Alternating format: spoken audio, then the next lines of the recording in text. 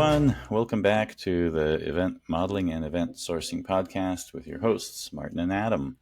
Hello, Martin. Hello, Adam. How are you? Great. I feel all energized and really Yeah. excited because we had the workshop this week. So we had the Oh, yeah. Advanced Event Modeling and Event Sourcing Workshop on Thursday. We had a full house, the maximum amount of participants that were allowed registered, which was good. So I think we were able to get to all the topics that everyone wanted to see. So That was how did you like the workshop? that was a lot of fun. That was really a lot of fun. I really enjoyed this workshop. It's there were so many people and so much experience in the workshop, and the questions were really amazing. So I really enjoyed the workshop. Yeah, it's nice to have this split between the introductory one and the advanced one now. Yeah, So people don't feel they need to hold back questions, which was nice. yeah. So I think this year we have a good division of the types of workshops that we have, and so Actually, I'm having an in-person workshop next week, Thursday and oh yeah, Friday. right. Really looking forward to that. I'm really looking forward to that. Yeah, it's been a while since I had those in-person ones. I think Same for obviously me. we've discussed Yeah, this before, but with COVID, everything's just really pushed things to the digital side, and it really has to be brought back a little bit. Now I think with AI being a lot better and OCR and all these things, optical character recognition, taking a picture of the stickies on the wall, digitizing what you do physically is going to be a lot easier in the yeah. coming years. So I think there's a natural rebalancing of having these in-person workshops and get-togethers to be effective again. And Yeah. there is something I think I discussed this. Maybe we didn't touch on it in the podcast yet, but in human psychology, there's the micro expressions in people's faces when you even when you're doing something on Zoom, etc. There's the level of disconnect and the slight delay in the signal. Even right now, when I'm looking at you, your reaction is delayed a little bit. Yeah. You're in Munich, and even with the best internet connection, there is a noticeable lag of response from what I say. We, And we we know I don't have the best internet connection, right? well, it's not about that. It's not about the speed. It's Yeah, about the I know. latency. The, Yeah, the, I the know. latency is, and it's actually today your connection is wonderful. So your kids must not be watching YouTube. So that's what I Maybe. think. If I see a good connection from you, I know that your family's out doing something Yeah, probably. they So are exactly. Weather in Germany is nice. They're outside right now. okay, well there you go. So now we can enjoy all the bandwidth you have in your Yeah, house. exactly. So. Um, Yeah, so these micro expressions are important because they're it's actually a good little subtopic for today's podcast. We didn't plan on discussing this, but it is important in terms of human communication. There's a lot of back and forth between in terms of signals between two people having a face-to-face conversation, and these little delays in reactions have a much more profound effect on the psychology of if you're making a point or not. So Yeah, there is a fair amount of disconnect that's added when the reactions are not in real time. When you're discussing something with a person right there with no yeah, delays, the communication is way more effective. So there's many pros to having these discussions in person and having workshops in person than having them online. yeah, And of course, the converse is the problem is the expense of getting one together, renting a space that can accommodate you and all the logistics of flights and all of that. But it is really worth it. And I think Alberto Brandolini said that a lot of times, the amount of a plane ticket is going to save you so much more money if you just look at a $2,000 plane ticket. Well, spending that $2,000 is going to save you, $100,000 because of the mistakes you won't make because yeah. the communication and the collaboration was that much more effective. So Yeah. It's important not to lose sight of the other formats that are incredibly more effective. That the in person is something to continue to do, Yeah. given the opportunity. Absolutely. I fully agree. No, whenever I discuss with someone, I pay close attention to the eyebrows. You see it at the eyebrows. Does the person understand what you're saying, or is the person shocked what you're saying? It's really the eyebrows that reveal it. Yeah. I have to find a funny clip to put into this episode for that Yeah. about the eyebrows. I have to make a note so I don't forget. But yeah, the human expression, the even the which way the eyes are looking, and Yeah. any kind of gestures. That slight delay is really detrimental. But not only that, but you also have like the physical layout of the space where you can walk to the other side of the room and have that conversation with these Yeah. 3 or 4 people here, and and what you can hear, what you can overhear, what you don't want to overhear. There's a very different dynamic, obviously, with these online conferences. Only one person is speaking at the same time, so you can already see that linear, making this a linear form of communication really does limit the type of format that you can have for these things. So Absolutely. and in Zoom and others, there's these breakout rooms, etc. But it's a very manual, artificial process, right? You still have Mm, to pick the yeah. people to be in this group and all that, and to have someone overhear what another group is saying is impossible. The whole thing is very well segregated, and so we've tried this during COVID as well, for breakout rooms, like in the workshops. Everyone worked on the we if there was like 20, 30 people in the workshop, we would break those out into groups of 4 or 5 people each and see how they do. Yeah. They worked, but you can certainly feel the inefficiency. It's not the same, Yeah. no matter how hard you try. And that's also why I enjoyed the Como camp last year so much. It was Yes, exactly exactly. And like that's coming up join. this week, right? That's Oh, it's in May. It's sold out already, but I have my ticket. oh, I'll is it go. in May? I thought it Yeah. was happening right now.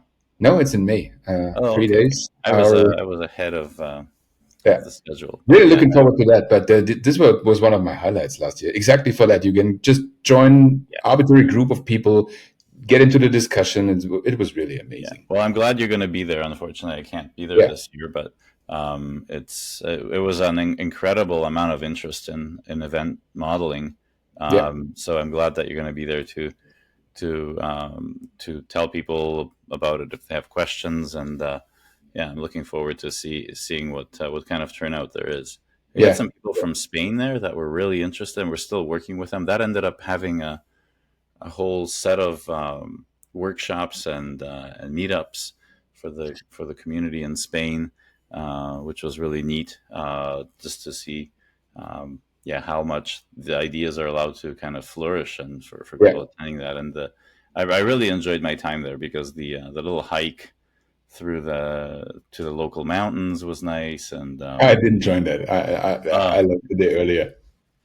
oh, you left it. Oh, that's right. Yeah, Yeah. that was really nice. Yeah.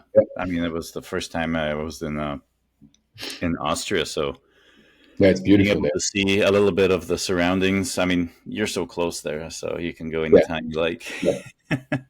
But for me, it was an adventure to see Austria, and see the um, statue of Mozart and butterfly museum, all these Yeah. nice things. So that was really really cool. So yeah, I wish I was there. I'm looking forward to seeing pictures from you when you Yeah. attend. I will post like a maniac. Yeah. All right. Well, so that's it for the announcements. I'm really a little side note there about the importance of in-person meetings and the things that we lost along the way due to COVID, and really obviously work from home also became a thing, and it's actually good. Maybe it's good for some companies because the meetings were wasteful in a lot of places, and having things move to be remote at least takes people's commute time out of the equation when they know they have to be heads down and work, and then they Yeah. don't have to allot 2 hours out of every day to commute or whatever it is. For different people, could be more or less, but Yeah. um, they can have a better life because of this. So there's good and bad things from going online. Anyway, any other announcements that we have? I think that was it. Well, we did finish the workshop in this Thursday, which was really good. And so let's maybe get into the topics um, straight from the workshop. We had some interesting talks on Discord that you noticed, but it was a recap of things we were already discussing. So I think we'll Yeah. just go through the topics that came up at the workshop. So the first one we have is we deep dive into the to-do list Yeah. pattern, the idea that some of the read models and in automation we use a to-do list projection, which is a common way to abstract any kind of automations that you may want to have. So any particular insights that people talked about in the workshop that you found interesting? I think it was really we talked about to-do list. It was more 1.5 hours, I think. So it was really a deep dive. We had several examples, discussed them really in detail. There were many questions, and many of the participants said, "Okay, now I got it. Finally, I got it." I mean, to-do lists somehow are hard to understand. I'm still not sure why that is, because the concept is actually really simple, but you just need to see a few examples played from the beginning to end, and so you get it. And I think that was really effective. That really worked. Yeah. I think a lot of people are surprised at the simplicity. Maybe Yeah. that's what's hard for people to accept. It's not that it's. I don't think to-do lists are very hard to understand personally. No, they It's a are. very simple process, right? Yeah. But yeah, I don't know. To-do lists are probably one of the topics that are questioned the most. So people really don't understand it because they are not used to it, to the simplicity. Maybe that is the reason. I'm not quite sure. But you said one thing in the workshop which really resonated with me. Somebody asked something, and your answer was, "Well, almost anything is a to-do list," which is true. Yeah. Yeah, I think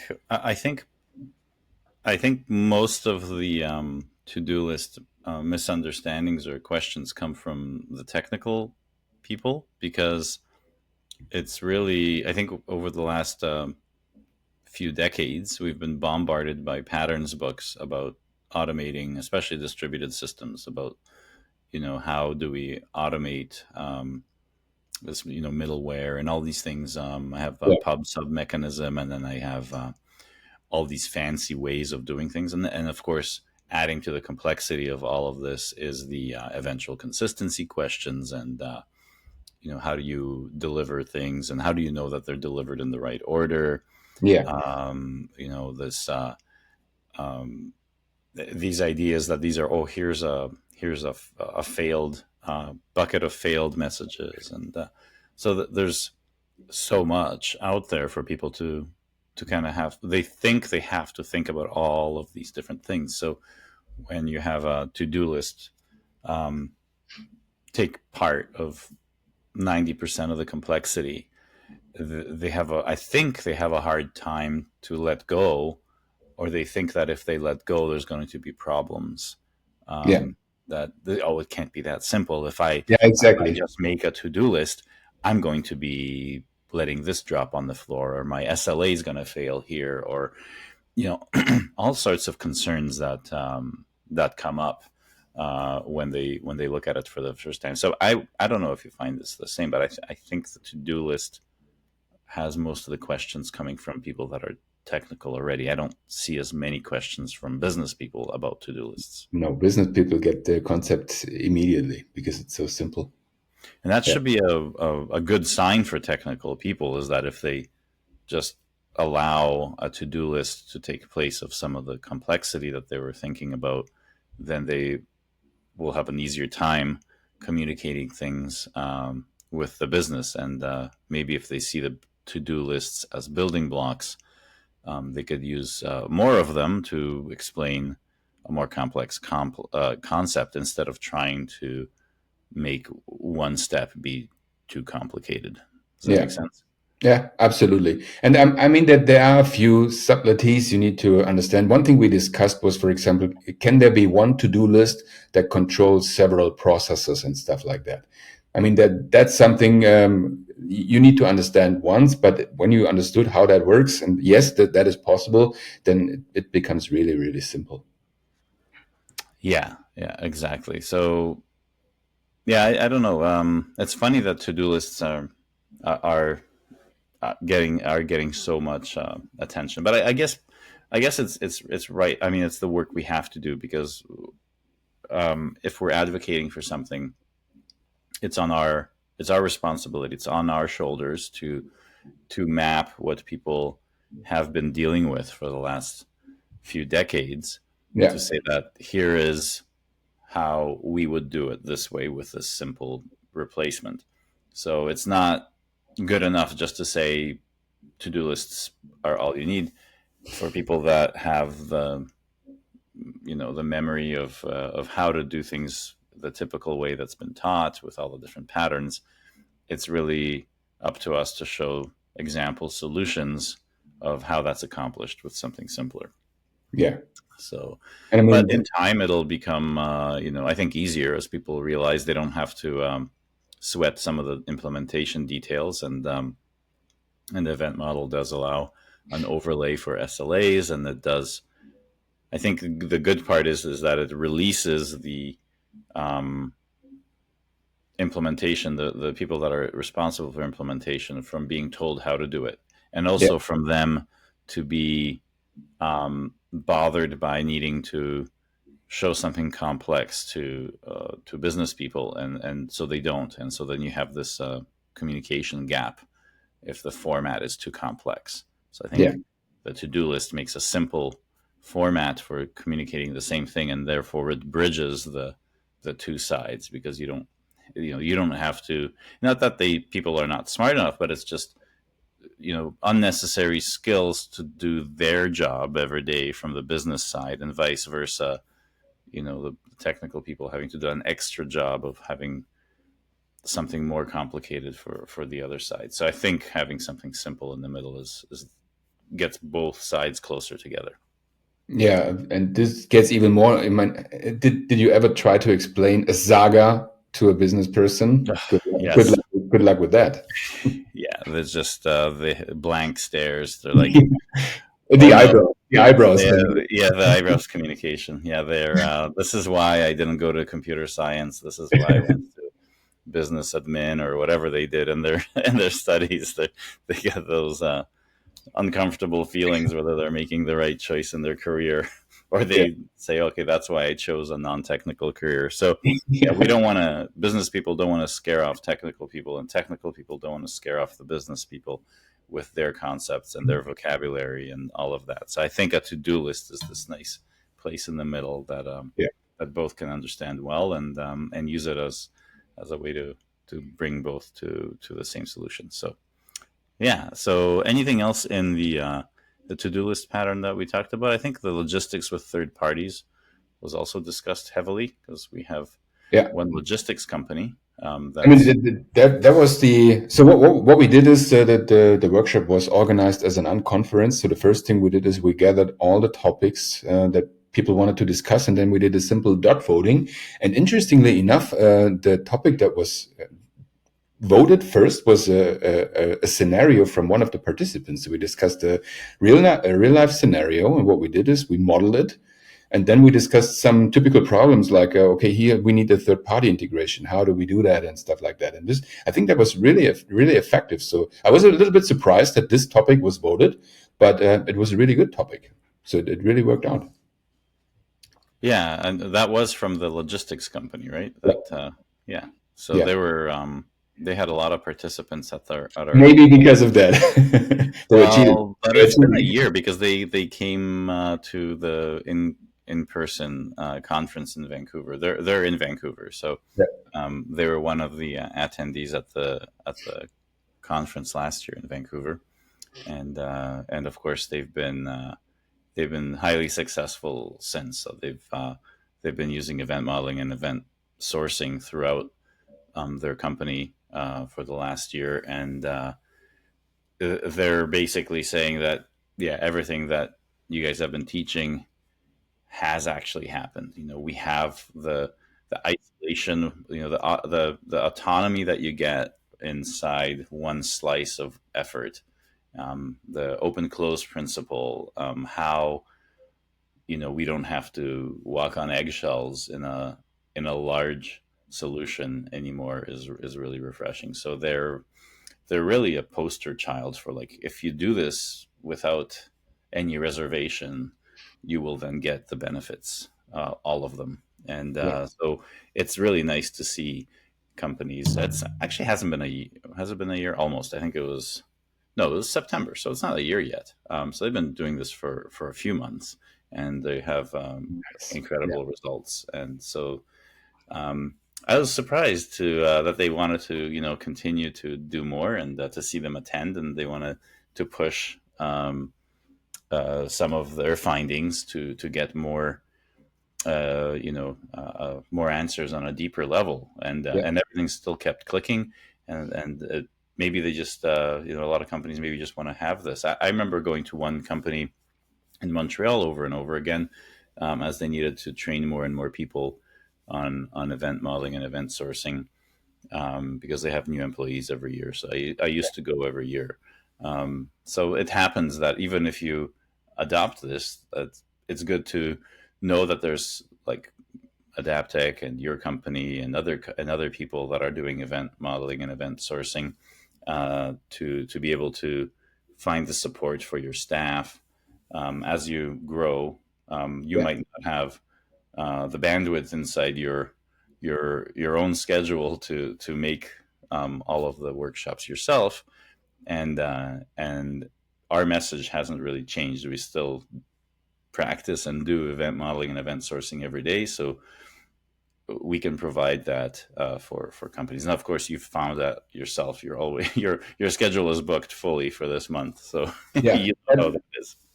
Especially for that, I have a special program, especially for that. So I support companies at a fixed price, and they just basically, I'm just there for questions. They can ask questions, and they book one meeting per week, fully transparent, and that works really well. That really helps.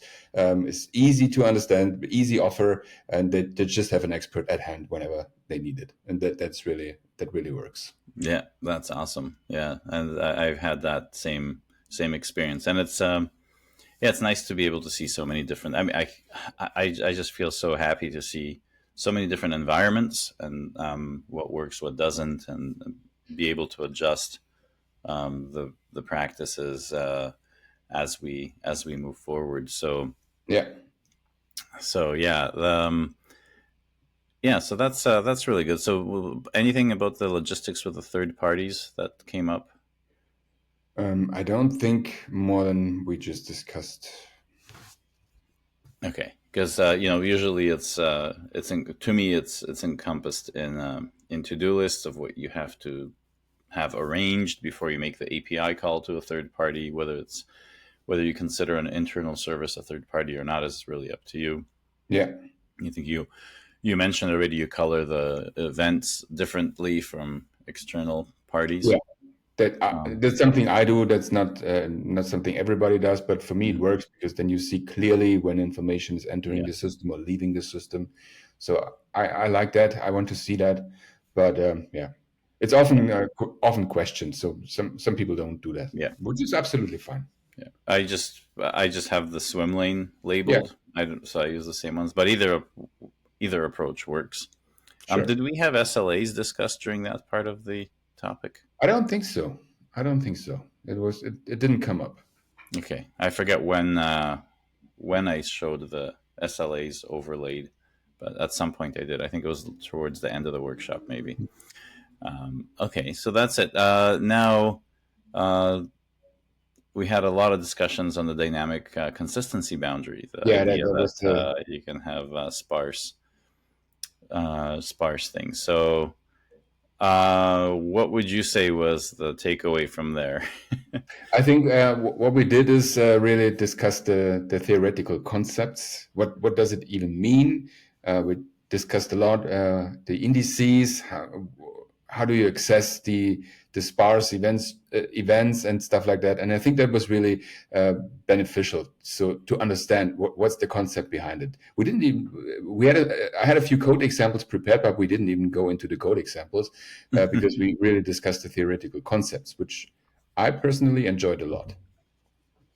Yeah, there was this idea that I think I also sent on either a LinkedIn post or something on it this week, which was the idea that each slice has such a key focus that whatever indexing that you need for a slice can be done by hand. It's something that we always hear about. Don't implement it yourself. Just get a database off the shelf that does everything you need. But for the first time, I think we're pushing against that. We're saying you don't really, for a very simple task, why would you have something? If you want to dig a small hole for a rose bush in your garden, you don't want to rent a whole excavator from the construction company. Wheel it into your garden and take out a big chunk of earth for a small rose bush. You take your little shovel and you make a little hole and you put your rose bush there. And so I think when you're looking at vertical slice in event modeling and event sourcing, the limited scope of what you need to attain and make can be done by hand. And I don't know if it's just the industry that supports its large companies where we have this. You should be very scared of doing anything, especially infrastructure or database related, by yourself. You will be insecure. You will have no failovers. There's so much FUD that we don't address. It's almost a given. And I think in this community, we have a good propensity to challenge the status quo, like what is accepted in the industry. And I don't think we fully unwrapped just how indexes work, how you use indexes, how indexes are used for locking, for specific attaining something, or not locking, but at least saying what is the truth. It could include locking, but the nice thing is that you have these again abstracted to be one single thing, and if you fail, the rest of your application doesn't. So you could even start with a hybrid approach where you do have Postgres or something else where you have your built-in indexes and IDs being generated or whatever, all the things that you're used to. But you can take one slice and say, well, this one is actually not going to be in Postgres. We're going to try this ourselves. We're going to see if I can make a tree index. I'm going to see how it behaves with additive only type of information, whether we have an index that's optimized for the latest events and slower at the expense of being slower for the older ones. And I think that's going to be better. Now you start to get a really warm, fuzzy feeling when you get that control back and saying, and really live and feel the information flow where those things aren't taken away from you by a database technology. I think it's to be fair, it's impossible for someone that's using a traditional application where you have one model to do everything. Then you kind of want a database because you have all these interplays between all the data points, all these foreign keys, all the foreign key constraints. Yeah, exactly. And supporting one piece of data maybe in so many different queries, but also so many different relationships or foreign keys or implicit things. You have to guess what kind of where clauses it's included in, what kind of joins. So many different things. We have like row locks, table locks, or call down to the column in a row lock, and how that's taken care of. So you have a lot there in that tool chest that you kind of need to have. But because we work on small single models that are purpose built, then most of this complexity that would come in from the rest of the system is isolated, and so you can work in this. So I think it's a very fun way to discover programming. I think if I was to go back and learn how to do enterprise development or serious development, and I knew about this, I think I would have a much more fun experience being able to build out some of these solutions than trying to than having the thought that I have to learn about Oracle and SQL Yeah. Server and all of these things, or some middleware for PubSub, etc. And I kind of, while I appreciate what I learned and all that, I do have a little bit of resentment that I there was a field where I felt I was kept ignorant on purpose, and you really had to be someone like Martin Kleppmann to really want to dig into how to build a database. It had to be your own itch to scratch. It's not something you could say, "Hey, I'm here to develop an alternate to Postgres in your company." It's like, what do you? Don't What are bother, you, man. what are you talking about? So I think this is this is kind of like the next interesting piece, and I would want people to have exposure to how indexes work. Yeah. I think it's important. Yeah, there was one thing which really resonated with me. You said that indexes are basically just green sticky notes. They are just read models, which really I thought, well, he's right. I never thought about that in that way. But yeah, you're right. Absolutely. Well, That was they really have to change when you have new information. And what is new information? It's an event, right? So when a exactly. new event Yeah. is in the system, you're going to update any relevant green sticky notes. And It's so exactly. It's nothing but a read model. But so yeah, that an was really index is that was something one of that the needs to update. Yeah. that was one of the aha moments for me. So, oh my god, yeah, he's right. Yeah, and I think for especially I think for people that have been around and doing 10, 20 years of programming, this is like a brand new fun area to explore because you're Yeah, kind of like bored doing the same thing over and over again. And here's a thing that's simple enough to have an example implementation that you can do yourself, and it has the impact of being used in production, etc. I also made the analogy that well, maybe I didn't do it in the. This is a thought I had, I think, a couple of days after, and I was thinking, why is something simple not there for the indexing? Because we already have it. Like we have a gigantic code base in the Linux kernel, and yet there is no database to manage that source code. It's literally files and a little utility that walks a convention, right? yeah, All that crap that Microsoft tried to sell us with like TFS or Team Foundation, whatever, like the next thing after Visual Source Safe, right? yeah, Team Foundation server. Like you're gonna like put source code into a database and all this crap, and they're pushing this like it's best thing since sliced bread. None of these open source things have like the proper support. Git doesn't need support. It works so freaking well because it's so simple. And I yeah. think Right. the the cat is out of the bag that indexes and databases are exactly this.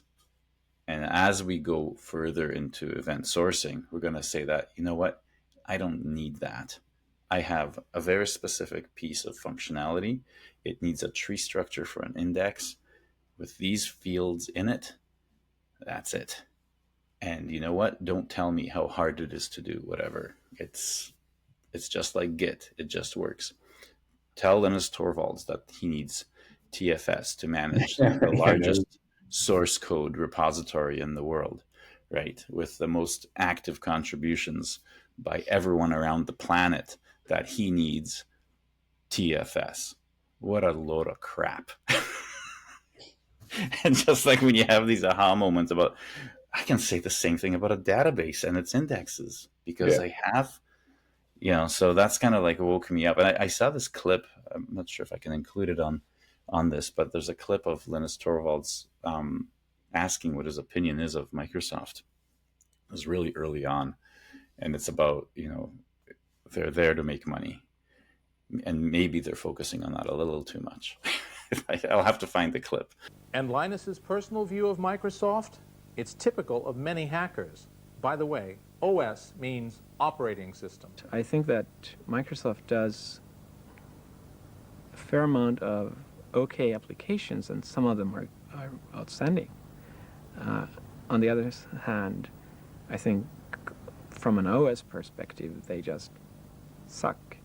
And from a morals perspective, they suck even more. Why is that? I just think that Microsoft isn't out there to make the world a better place.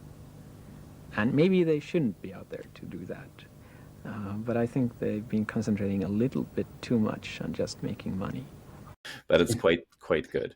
And then, of course, this is the guy that ends up saying, "Hey, I don't have a vendor that can give me an open source control solution, so I'll just write one myself." Yeah. So what do I need? I need integrity, content-based addressing, this, that, 4 basic objects.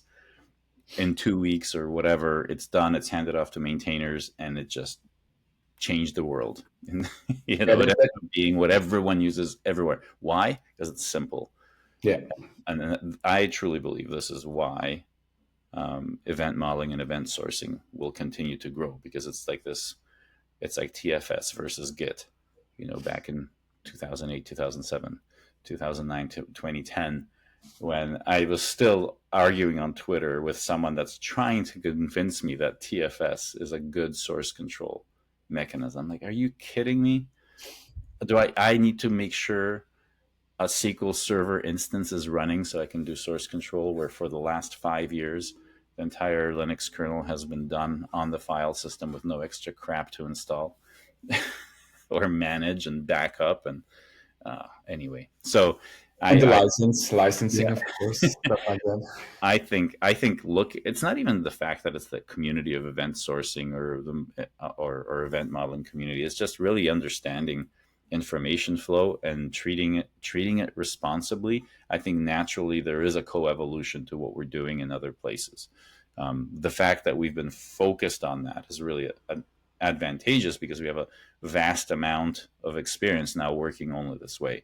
Yeah. But there will be other pockets of people that are either in AI or some other thing that's up and coming, that the value of information is going to be always at the top, right? And that's the common theme. And so you're going to start to really see across the board how immutability is key.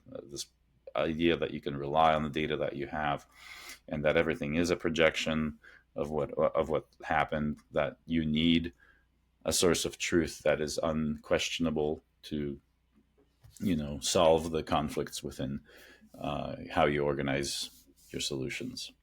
Yeah. Anyway, so I'll have to try and find that clip of Linus Torvalds talking about that. Yeah, you can never have enough clips of Linus Torvalds. It's always fun.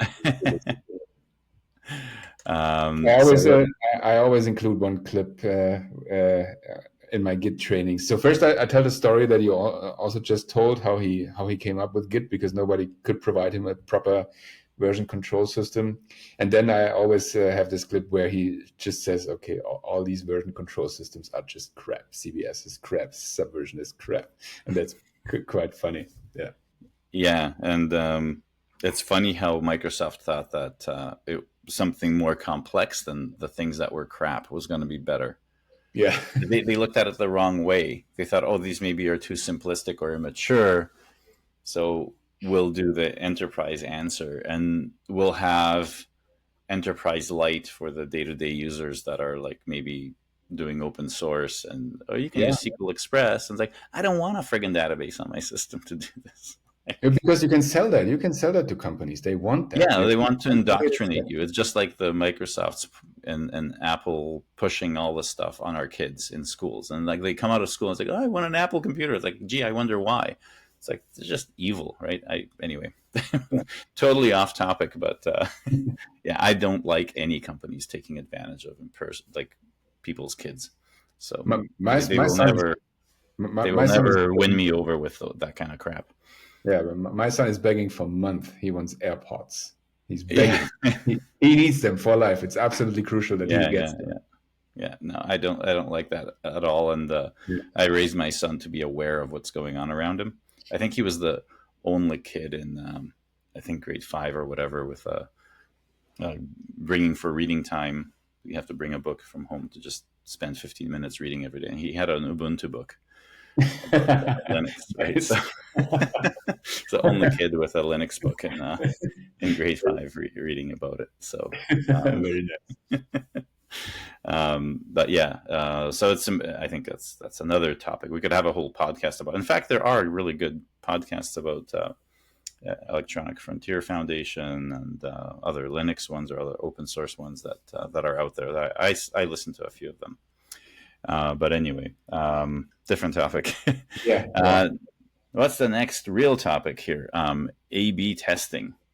So I think this was from James, who attended the workshop. James really took advantage of the workshop. I think he took advantage of the question and answer as well. He owned the Q&A for sure. He's from Calgary, so he came. I'm not sure if he was in Vancouver. No, he's from Calgary. I think he came out for the workshop in Vancouver as well. So he was here in person. So we hung out quite a bit. It was good to see him.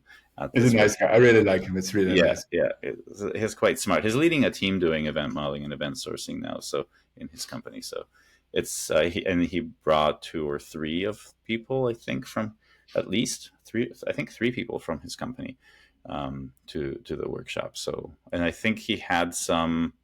Maybe it was in the introductory. Yeah, so he had some people at the introductory version of this workshop the previous week. Yeah. But those are all from his company, or the company he works at. So basically, he paid for the Q&A, right? So it was he's taking it. Yeah, he's great guy. Knows a lot actually. So this was a perfect workshop for him because he could dive into some of these things. And I think this next topic was from him was A/B testing in event source systems. How do you what are your patterns that you can adopt in this, and how does A/B testing, how is it different when you're dealing with systems like this? Yeah, what I often do is so first what I have is I always have toggles for each slice, so I can really toggle slices on and off, and this is really beneficial. So you can have a slice implemented twice and toggle it on and off, and this is how I often approach this. So you don't need any special routing infrastructure for this. This is the simplest thing you could possibly do. Just toggle on a slice and see if it works or not. And then, of course, if you do A/B testing and you want to do some traffic split, for example, based on customer segmentation or something, then you need some infrastructure, some routing infrastructure in front of it, which takes care of this typically. Yeah. I do it slightly differently in that I have those if statements, the toggles are in the infrastructure of what you build. So I always have the composability of slices by merging their branches to build whatever. Like this build has these slices in there, this one doesn't.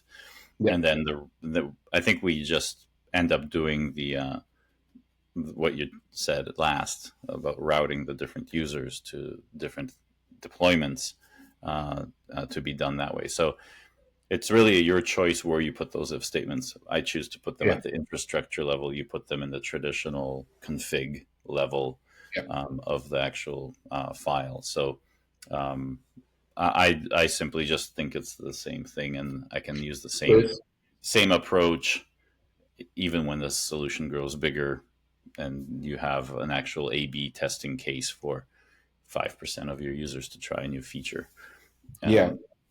What is really it took me long to realize it, but the slice-based approach is so amazing. It makes it clean. My criticism of the feature toggles was always that I have some ad hoc code running there, and if it fails, I have Knight Capital situation possibly with my financial customers in fintech, right? Yeah. I do not want a misconfiguration to bankrupt them like Knight Capital was bankrupt. Sure. So this is where, but like you say, the by the slice approach makes the solution layout so homogeneous that the way you toggle each slice is identical. So Yeah. the idea that these configuration or feature toggles are ad hoc goes away. That problem is much less of an issue. Yeah. I still feel confident in, like, something's going wrong, shut down these servers, right? I don't want to have to redeploy a config. I'd rather just like pull the plug on servers. So this is Yeah. why I always have the if statement at the infrastructure level, so I can just take out an entire set of nodes if Yeah. something's a problem, and then I know that there is no chance of any of the bad code running. Yeah. But that's Fair enough. it's really Fair about enough. where you're putting, what level you're putting that logic. But like you said, the slices approach makes this a very predictable way of working, because you know that you're with what your next navigation is. And it kind of works. We're talking about the DCB stuff and how maybe some of this routing works. But so one of the things that I've done, and we got into it a little bit, is during the workshop, is how how I abstract these slices in implementation now, which is a little bit different in my project. It's actually behind me if you're watching this on YouTube. That I've been able to push out everything that is not related to event sourcing and event modeling to one common piece of code. It's not a framework, but I just have a convention for the code that allows all the relevant things for a slice to live together as close as possible together.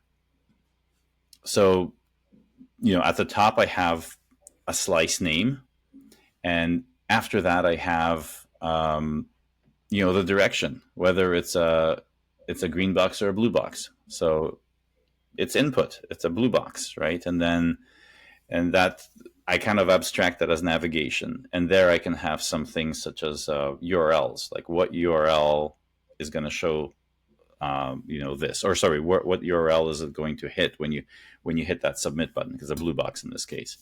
And then also, if it's successful, well, where will you go? Because that's what you see on the event model. You kind of see after you have a successful submit, you kind of have that navigation piece at the top, the UI. So there had to be a natural place for a slice to kind of show that opinion about itself. Not 100% that this is going to be the way to do this, but I really wanted to have a first step where all these related things are sitting as close together as possible. For what you already mentioned before we started recording, is that this is a good way for AI also to see all the related things. So like you don't have all that infrastructure code distracting the artificial intelligence or the junior person learning something, right? You can always exchange the AI part with, like, I'm teaching a junior person about how the slices work. So it's the same idea. And of course, then we have the event handlers and an initial state. So this is like, hey, how does this slice interpret anything it cares about in the past that's happened, in all the previous sticky notes that happened before? Well, there you have that abstraction. And then you say, okay, well, this is an input box, so it can fail in some ways too when I press that button. So what are the exceptions that it can throw? Well, here they are, right? In the case here and behind me, it's a time slot required. Fields are missing, and the time slot order is invalid. So every time slot must have the start date and end time timestamps to be, one has to be greater than the other. You could probably make a better abstraction here where you have a start and a duration. That could make it a little bit easier, but then you still have to check that the duration is positive, not negative. Simple things like this. And then, of course, time slots can't overlap. That's the most important kind of business case thing. If you're creating a conference and you're making time slots for each session, you certainly don't want a session starting when another one hasn't finished yet. So maybe you have a really large conference where, like, you kind of decide which side you want to be on for the day, and then you can have your own. But that's not in the scope of this. So, and then of course there's the refinement function where you have to say, I called it a refinement function because it's kind of like the common part between green boxes and blue boxes. This is really like your equivalent of your command handler in the case of input, and that would be your mapping in your green box where you apply your where clause and other things like that. And then of course, what's down below your slice is all the given when then. So I just stuck them right there. So they're actually sitting right next to, what we're going to be, how we're going to be testing all the stuff that I just talked about. Okay, well, here's a timeline with the checkpoints and like what we're going to be asserting on. And again, it's just data, right? So one of the nicest thing about these slices is that it's really creating data out of to show behavior, which is such a crucial thing. So that is, I think, one of the most interesting things is that that's allowing a very natural bridge between business and tech. Is that I'm no longer talking about algorithms and some sort of abstraction of how the algorithm works. I can talk about example data, right? So I can say, as this thing's going through its steps, the invoice changes this way, or the schedule looks like this in this case, right? And so that's really easy for someone to follow. And so all of this is easily mapped to that. So it's kind of a little bit of a fun experiment to say, hey, is this going to work? And one of the reasons I'm bringing this up is because we have the topic of the dynamic consistency boundary, and one of those things that if you are watching this on YouTube is that the refinement function has your typical command handler has your command and your state if you've already calculated your state as the parameters to the command and the state have to be there for you to say whether this command is going to work or not, and to emit a existing like a new event or to throw an error if there's some problem. But sometimes you don't need to look at the state because the invariants are only based on your inputs, right? Or vice versa. You might have something that has no data points in it whatsoever, and you have just the state to look at. So I abstracted both of these as just function pointers, so that if your invariant function does not need state, it's not going to call a function. And that's going to save you a lot of the computation and actually respect the natural flow of information. This is exactly what would happen if you had this as a manual process.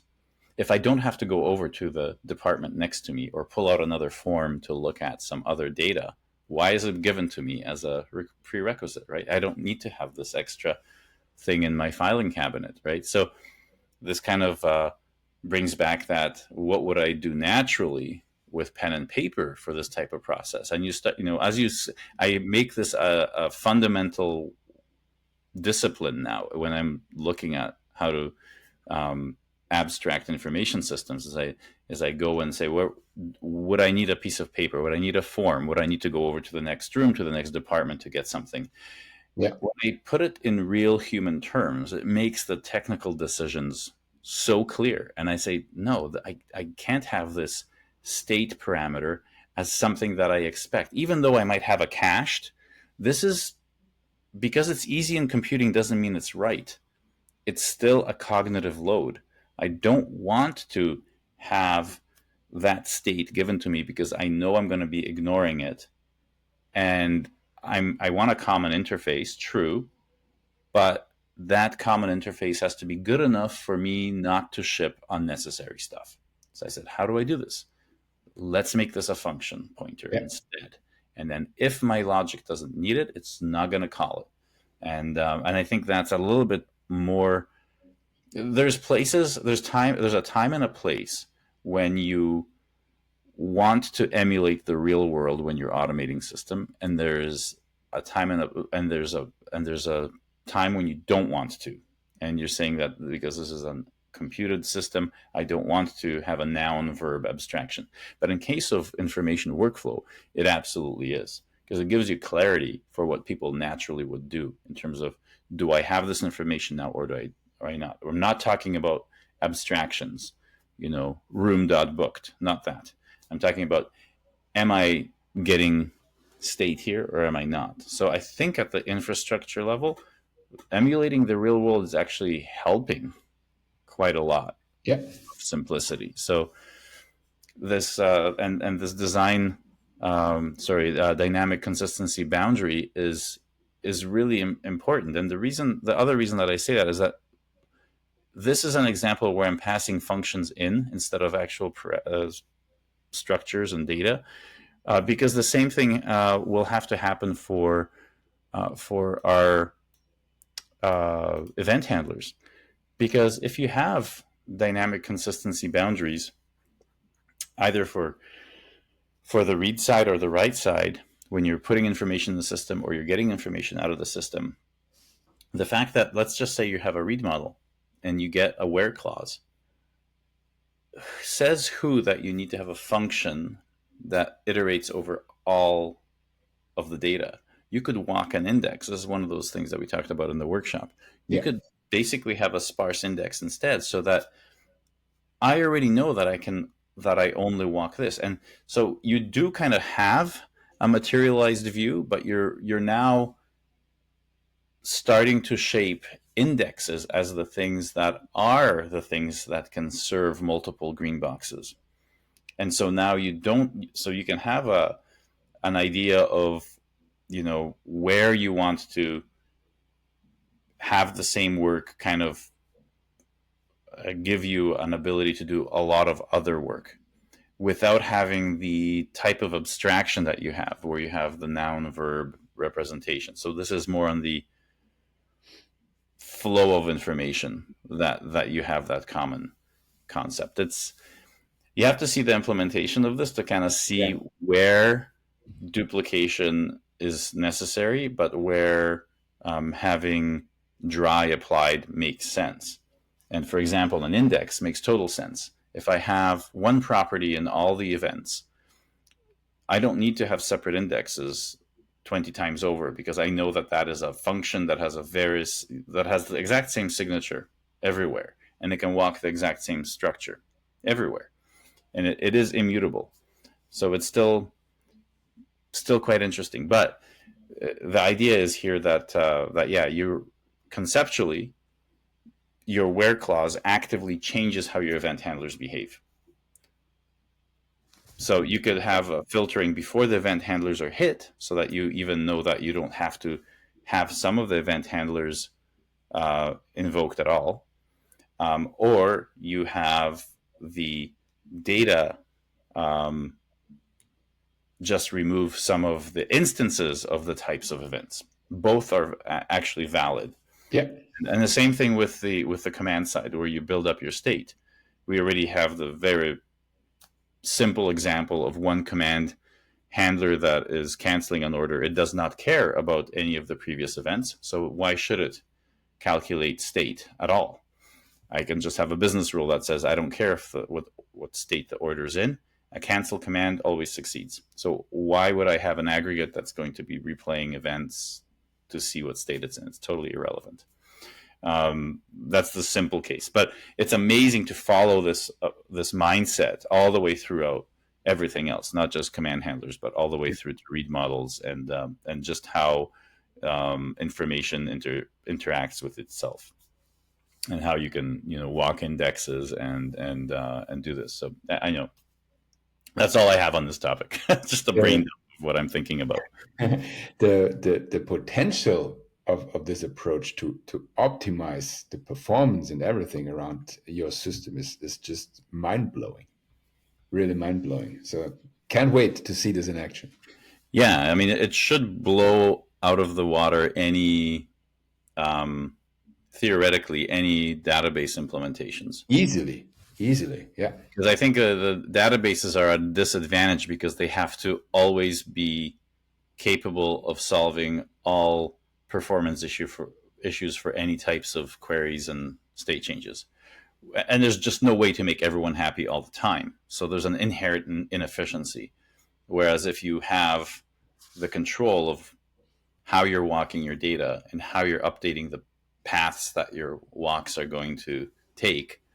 You remember the execution path, the execution plan for queries in databases? right? Of course. They explain the plan of what you're going to do and like how you're going to join the data. Oh, that's going to be not very performant because your join is based on something that has no index and blah blah blah blah blah, right? Like I can very, very well remember, oh my God, this page is so slow. We need to optimize it. Okay, let's dive in. Where is the execution plan? Let's have a yeah, yeah. Now you have full control. It's not a mystery. Oh please, Microsoft, I hope you implemented the explain plan well enough for me to understand, and then oh please, maybe you've implemented the features in this version. I don't have to pay for an enterprise license to be able to tweak this. I don't want to work that way anymore. No, It's like I know that I have the index that I want. I can build the index that I need, and I can use it, and I know the exact impact on my home project, on my professional project, and that mystery great gap of like, oh, you're just doing an at-home project. Oh, and this is serious enterprise stuff. That imaginary line that everyone is forcing you to believe is gone. That's what I love about this. It's like you're either doing scaling and meeting your SLAs or you're not. There is no magical, here's your pet project, here's your enterprise. It's all the same thing. You just need this. You realize that, hey, there is no enterprise Git for a reason. Yeah, It's working with the largest source code base in the frickin' world. Yet here we are just buying this BS about enterprise stuff on everything else to do with information management. Just absolutely ridiculous. So anyway. Yeah. What's next? Yeah. Let's see. Did we actually finish our topics? Loops in the event model and alternate workflows. Kind of related, right? Yeah. Still one left. I thought we were done. Sorry. So loops, good topic. It's always a good topic. That came. I think that even came up twice in the workshop. How do you model? How do you model loops and how do you model branches? Kind of the same topic. And the answer is always the same. You don't. There are no branches in event modeling, right? You don't. Yeah. Even though you want it, there is no branching in event modeling. Sorry. Yeah, you're always going to have. This is me sitting down with you, walking through examples of how to use the system. Yeah. Right. That's our default approach to how we deal with showing that. So if you have branching in your logic, you're going to go back to the page you started on to show the first case, and you're going to walk through doing the other one. If they're trivial or whatever, you can hide that in the bunch of given when-thens when it's not too interesting, right? When you have a much different use case, you're going to have another event model to show that on the same Miro board or whatever, right?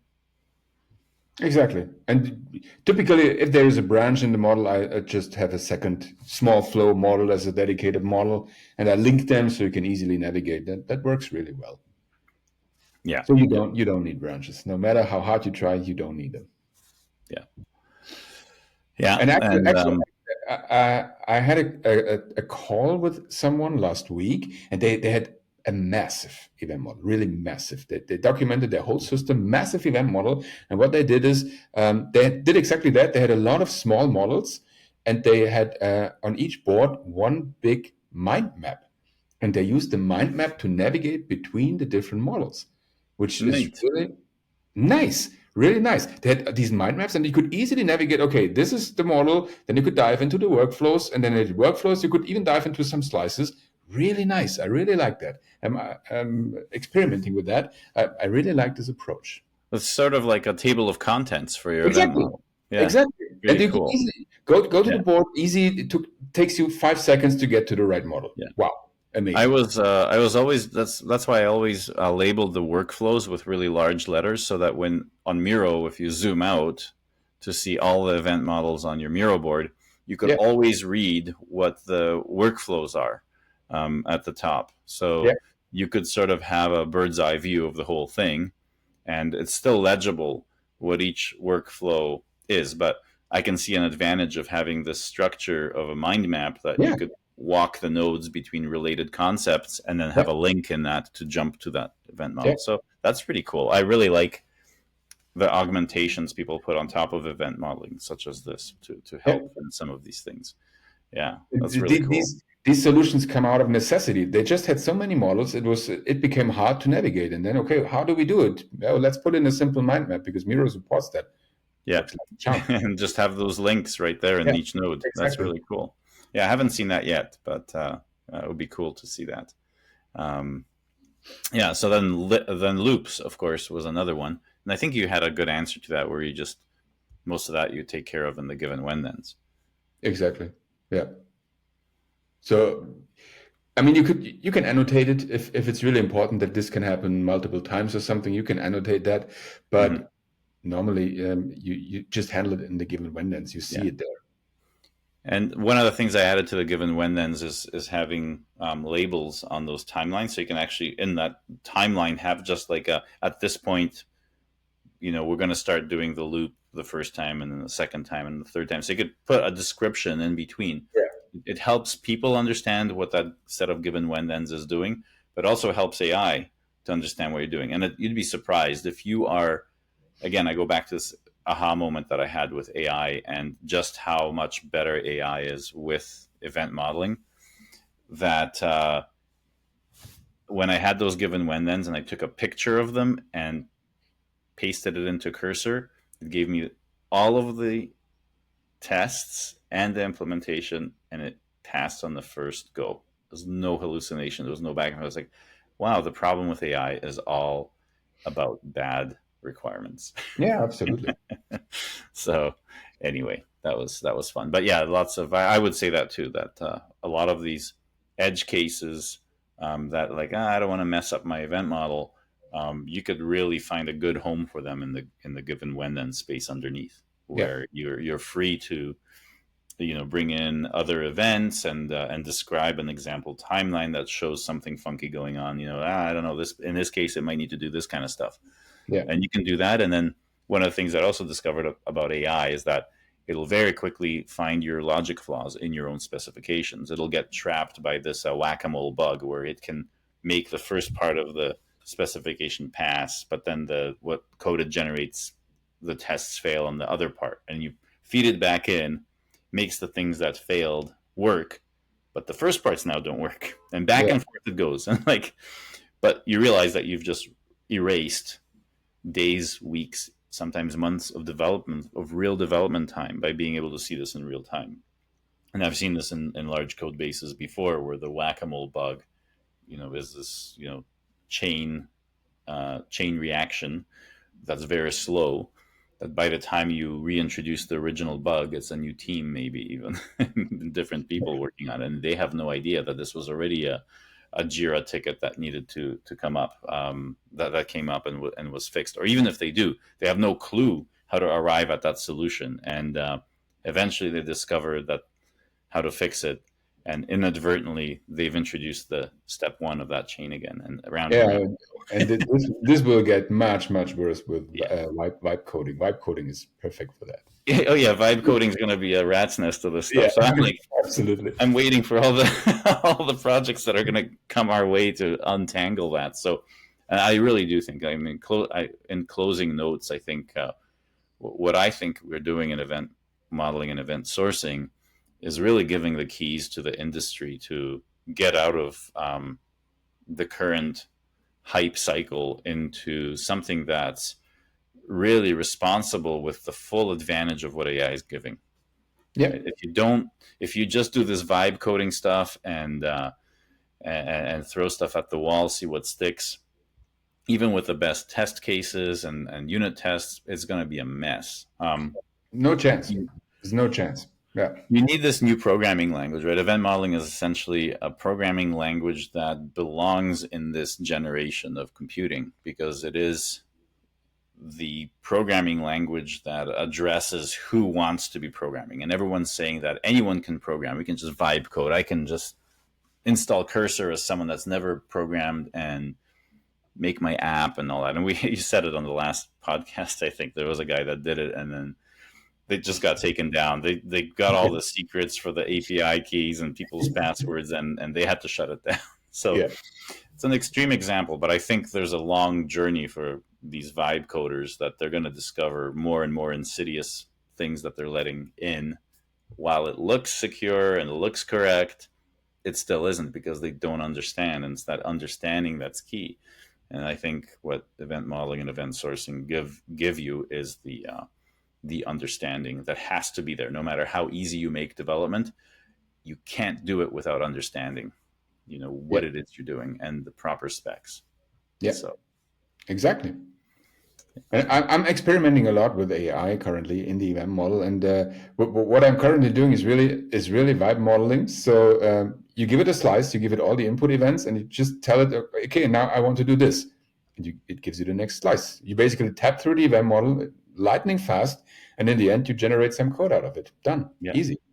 It's really amazing. I really can't wait. It's going to be a different world in the next year or two. Sounds like a cliche, but I really, after all these decades being in this industry, the progress was so slow, and now we're at the cusp of really making the next leap.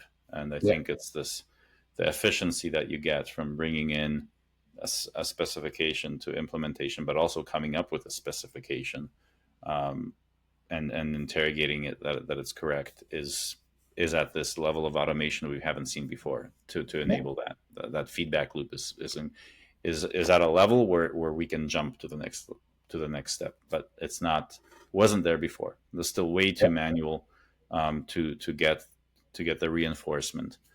With AI now, we have things on that level where we can get the right feedback frequency. You know what makes me really, really happy? And I gave this webinar in January 2024, where I said within 2 years, everything will change. And we are way into these 2 years, and I'm still by the end of 2025, we will see a lot of change. So, and all these people were laughing in my webinar. They said, okay, you're crazy.